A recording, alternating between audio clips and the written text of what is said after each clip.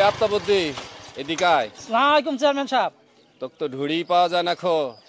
জি রাইতে সোহাগরে লিয়ে বাড়িতে আসবি। জি।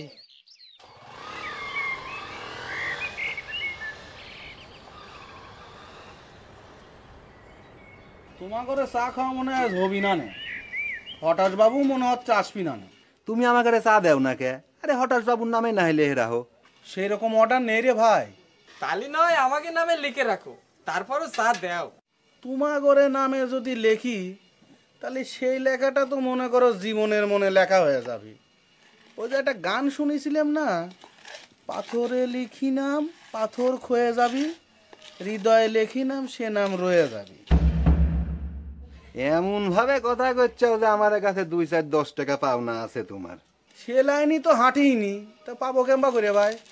দেখো মজনু, তোমার হাতে চা খাতে খুব টেস্ট লাগে, তাই আমরা অনেক দূরতে আইটি আসি চা খাই। তা বললে তুমি নিজেরা লাট সাহেব ভাবি না। না রে ভাই, আমি লাট সাহেব ভাববো কে?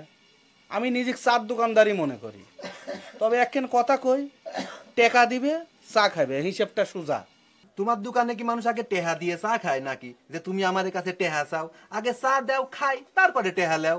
তোমার কাছে যে আমি কি জন্য টেকা চাই সে কথাটা কল তোমরা খুব ভালো করে জানো। সাত সকালবেলা তো এসে এই সিটটা দখল করেছ, এখনো কল আমি কিছু করছি না।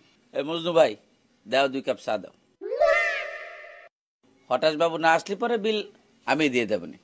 তুই কি নিজেরা শমশের আলীর সাথে তুলনা করিস রে টাপা?